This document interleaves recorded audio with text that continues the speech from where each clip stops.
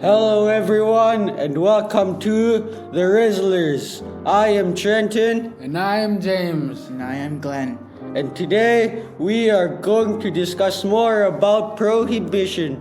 Also what caused it and how and when it ended and how did it impact society as we know it. There is little doubt that Prohibition failed to achieve what it set out to do, and that is unintended consequences were far more reaching than its few benefits. The ultimate lesson is twofold. Watch out for solutions that end up worse than the problems they set out to solve, and remember that the Constitution is no place for experiments, noble or otherwise. All right, James, tell us more about Prohibition and how it changed the United States and the United States history. In general, prohibition was enforced much more strongly in areas where and much more loosely in urban areas. Despite very early indications of success, such as a claimed 30% decrease in alcohol consumption and a cut in arrest for intoxication, individuals who wished to continue drinking discovered ever more creative ways to do so.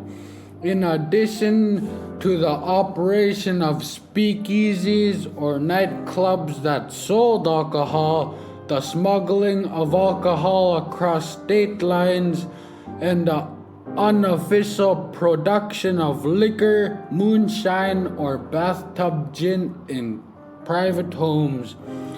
Bootlegging, the illegal manufacturing and sale of liquor, persisted throughout the decade, even though they were early indications of success, such as a drop in arrests for intoxication and a claimed 30% decrease in alcohol consumptions.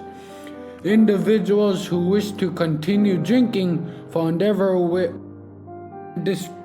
distribution. All right, Glenn, tell us more about the temperance movement and when it started. The temperance movement started in 1820s and 30s. A wave of religion revivalists swept the United States, leading to increased calls of the restriction of vice, such as alcohol, as well as other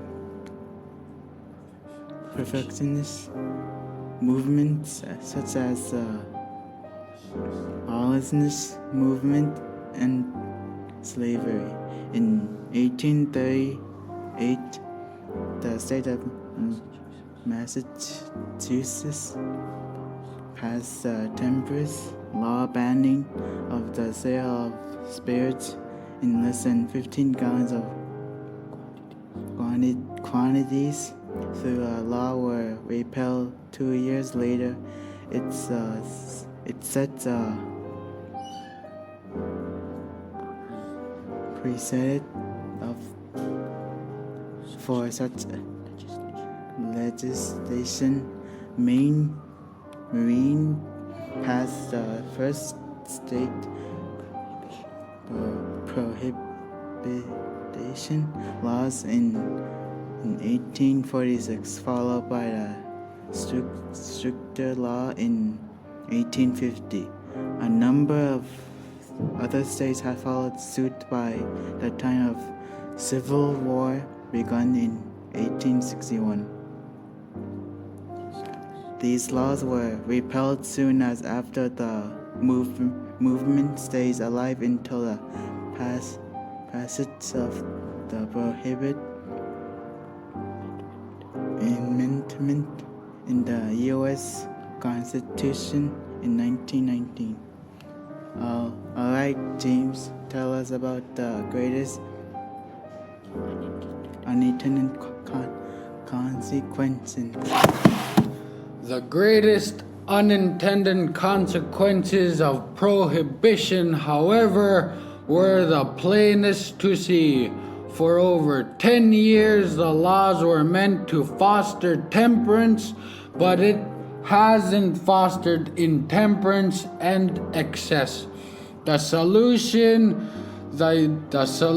of the United States has devised to address the problem of alcohol abuse had made the problem even worse.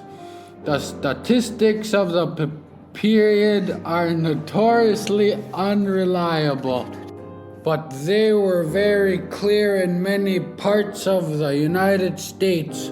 More people were drinking more.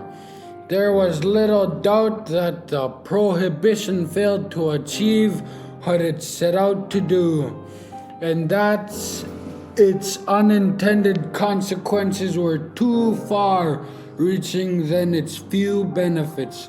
The greatest consequence of prohibition was that there were lots of organized crime happening, like people selling booze, and they were bringing alcohol to other countries. The benefits of prohibition were thought to reduce crime and corruption, to improve people's health. The ultimate lesson is twofold. Watch out for solutions that end up worse than the problems they set out to solve. And remember that the Constitution is no place for experiments, noble or otherwise. So to recap, Prohibition was a turning point because it created unintended consequences of prohibition, like some cash-strapped restaurants shuttered their doors since they could no longer make a profit from liquor sales.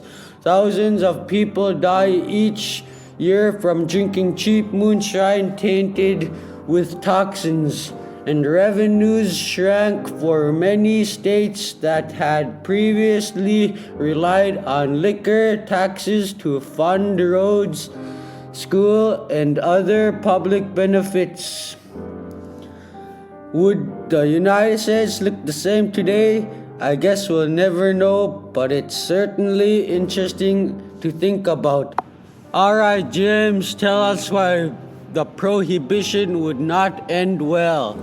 So when the Prohibition era in the United States began on January 19, 1920, a few sage observers predicted it would not go well.